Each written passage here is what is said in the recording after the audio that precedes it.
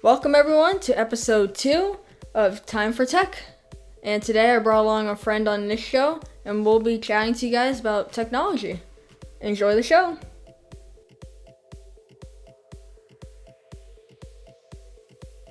The rumors are now on about the Samsung Galaxy S10 or the X possibly.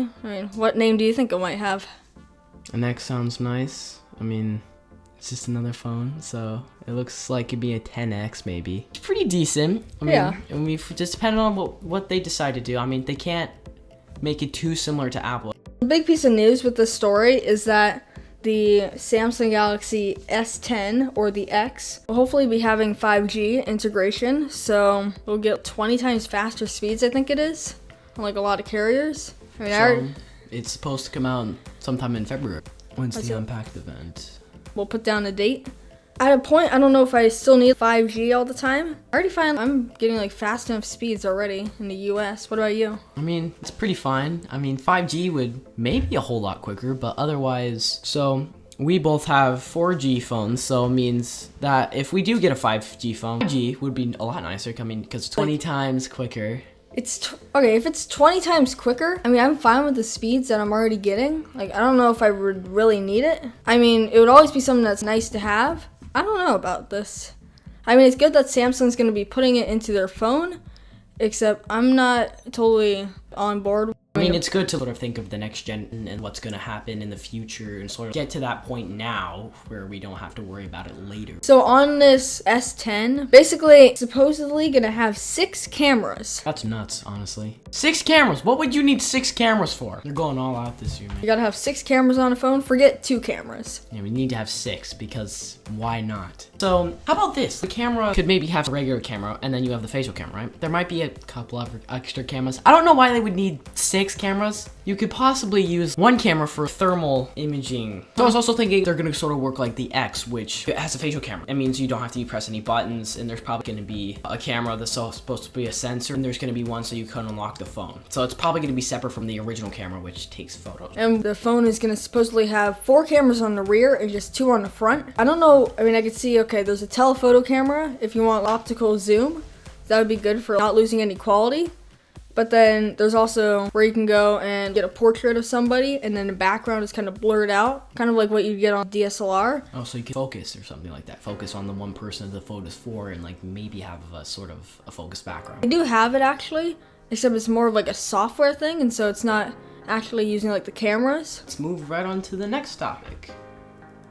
Google's self-driving car project, Waymo, is going to be retrofitting an existing factory in Michigan for around $13.6 million. So basically what the company's doing is that they're getting an $8 million grant that was given to them by the state of Michigan to tear down the old facility or sort of change it in a way to build it into what they want it to be. And basically Waymo is ordering about 62,000 Pacificas and 20,000 Jaguar I-Paces.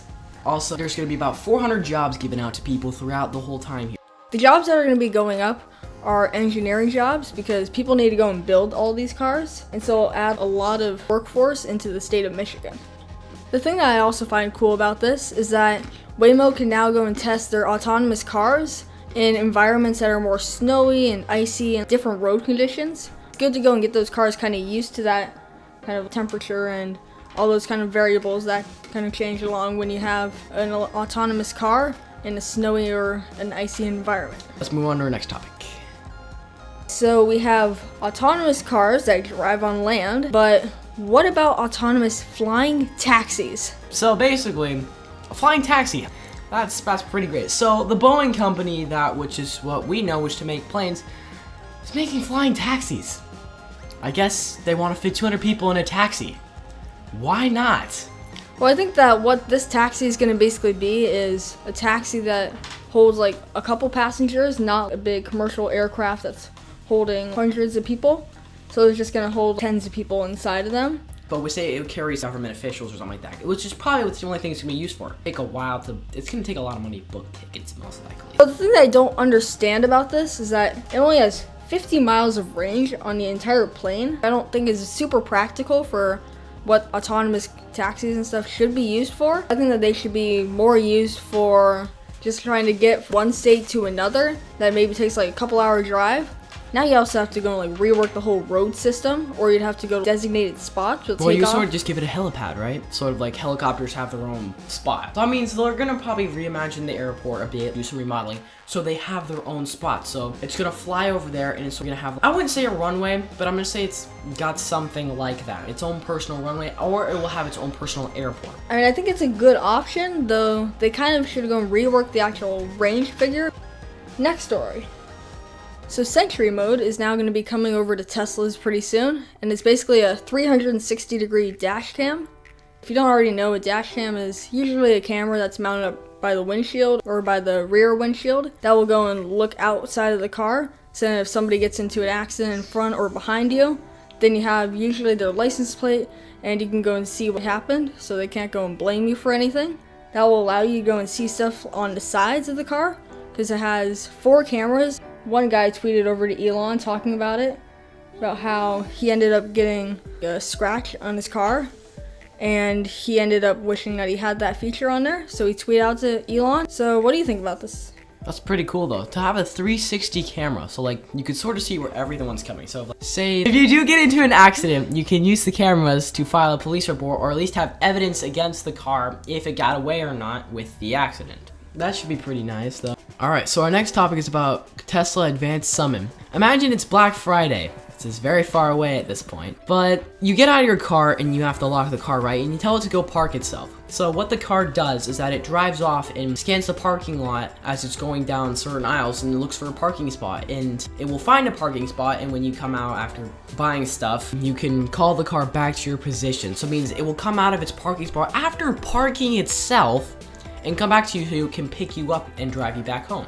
And this would also be helpful if it's super rainy out and you don't want to be getting out of the car and walking across a large parking lot. Alright, so now I'm done with that topic, let's move on to the next one. So the next story is about the Model 3 now coming over to Europe, which is going to open up a huge new market for Tesla, and they can start pushing out their cars to different parts of Europe, which will go and expand their revenue that they're actually getting. And with the more revenue that they get, and that's more money that's going into their pocket, so then they can start funding other projects like the Roadster, the Model Y, the Semi, and all these other cars that are going to be huge over in the US. So this is a great opportunity for Tesla, and they're now allowed to do it thanks to the regulators who have approved it. Alright guys, so our next topic is Google Hangouts. So if you guys don't know what that is, that's basically a text app that you can use to face chat, call. Google has decided to shut it down and to start with something new. Google Allo and Google Duo. So these are 2 separate apps, and Google Allo and Duo it's a nicer and more refined version of Google Hangouts. So it's all new, and it has a lot nicer features on there. So I think that this is a good thing, and Google Allo and Duo came out about a year or 2 ago, but I think that this is a good step for Google, and it's going to be ending in October. But It's kind of sad though, because both of us really like to use the app. It was a good way to chat with some of our friends, so it's going to be a bit sad. We can use it now and like say, okay guys, we're going to move on to this now, let's do that. But, I mean, what's your thought on it? I'm pretty disappointed. I mean, I would like to see it just stay around, even if it's not like the primary app that everybody can use, because I could use it on computers, and it was always good for friends who didn't want to go and buy a phone, or they just didn't want to go and pay for the data plans right now. So it's a little bit sad to see it go, but I think that had to be done at some point. Alright guys, that about wraps up our show here. So if you liked the video, comment down below what you want us to talk about next, and like and subscribe. And also, please share this video with other people. It helps get the whole channel spread out to everyone. I will all see you next time on Tech Device News.